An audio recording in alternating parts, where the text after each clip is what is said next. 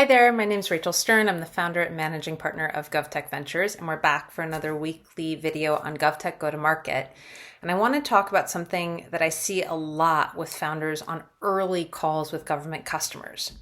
A customer starts describing what's going on. They say it takes a lot of time, or this process is pretty manual, and within a few seconds, the founder jumps in with a solution. They connect it to the product, they explain how it works, they start walking through how they'd fix it.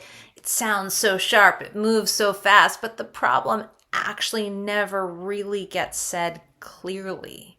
It stays at that high level, and that's the version that gets carried forward because the person you're pitching still has to explain it again later to their boss, to someone else on the team, and what they end up saying is, we saw something that could help.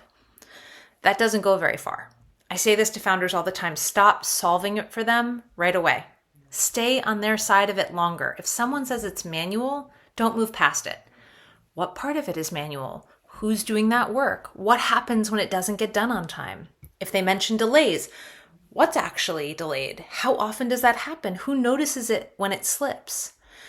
It can feel slow in the moment. You're not showing anything, you're not pitching, but something important is happening because your customer is starting to get more specific.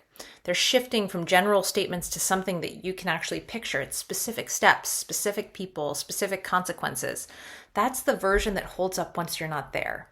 Another thing to pay attention to is how easily they can repeat it. If you come back to it later in the conversation and the problem's still vague, it usually stays stuck with that one person. If it comes out clearer, more concrete, that's what actually gets shared. And that's what turns into an internal conversation.